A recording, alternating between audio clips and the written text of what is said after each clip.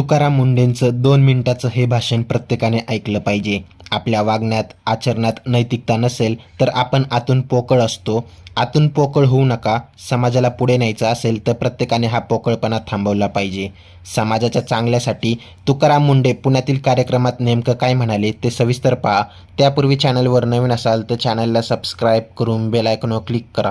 तथापि आपण सर्वजण इथं या कार्यक्रमासाठी आलात ते मनापासून मी आणि मुंढे कुटुंब यांच्या वतीनं आपले धन्यवाद मानतो.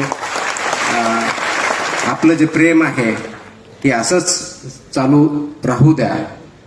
माझ्या परीनं, आमच्या कुटुंबाच्या परीनं जेवढे प्रयत्न मला या लोकसेवेसाठी करता येतील तेवढे मी करत राहील. माझं फक्त 2 वाक्य आहेत की स्पर्धा परीक्षेमध्ये यश किंवा अपयश हे अंतिम नाही आहे. स्पर्धा परीक्षा किंवा पद हे फक्त माध्यम आहे आणि स्पर्धा परीक्षेची जो तयारी करतो तो कधीच फेल होत नाही, कधीच फेल होत नाही. त्याचं कारण असं आहे, स्पर्धा करताना ती दुसऱ्याची करायची नसते, स्वतःच्या आजची स्पर्धा करून उद्या आपल्यापेक्षा बेटर माणूस बनायचा असं त्यासाठी असतं.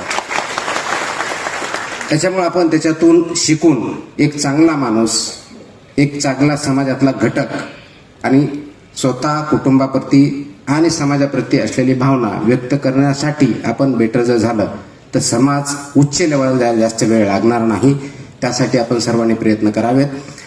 स्पर्धा परीक्षेच्या पाठीमागं, कारण इथं बरेच यंगस्टर आहेत, मी अनेक वेळेस बोललेलो आहे. बऱ्याच वेळेस आपलं आपण भाषण ऐकतो, इन्स्पिरेशन ऐकतो, असं म्हणत असतो की स्पर्धा परीक्षा द्याव्या, त्याच्यातून यश भेटावं. निश्चित चांगली गोष्ट. स्पर्धा परीक्षा हे चांगलं माध्यम आहे. पब्लिक सर्व्हिस किंवा सिव्हिल सर्व्हिस हे चांगलं माध्यम आहे, परंतु ते एकमेव किंवा द बेस्ट असं काहीही नाही आहे. आपण शिक्षक असाल, आपण शेतकरी असाल, आपण उद्योजक असाल, आपण एंटरटेनर किंवा अभिनेता असाल, राजकारणी असाल, कोणत्याही क्षेत्रामध्ये जा, फक्त बेस्ट पॉसिबल काम करा. आणि ज्यावेळेस मी बेस्ट पॉसिबल म्हणतो त्यावेळेस सर्वात महत्त्वाचा माझ्या दृष्टिकोनातून जर कोणता भाग असेल तर तो नैतिक या दृष्टिकोनातून उत्तम राहील.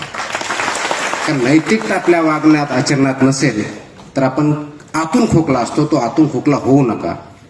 आणि म्हणूनच समाजाला पुढे जर न्यायचं असेल तर प्रत्येकाने हा जो आतला खोकला आहे तो थांबवला पाहिजे. आणि जे जे समाजामध्ये चांगलं घडतंय त्यासाठी एकत्र येऊन आपण पुढे जाऊया, एवढी अपेक्षा करतो. नमस्कार. यावर आता तुम्हाला काय वाटते ते कमेंट करून नक्की कळवा. व्हिडिओ आवडल्यास लाईक करा, शेअर करा, सबस्क्राईब करा आणि बेल आयकॉनवर क्लिक करा. तसेच आमच्या फेसबुक पेजवर नवीन असाल तर सत्य मराठी या फेसबुक पेजला फॉलो नक्की करा. धन्यवाद.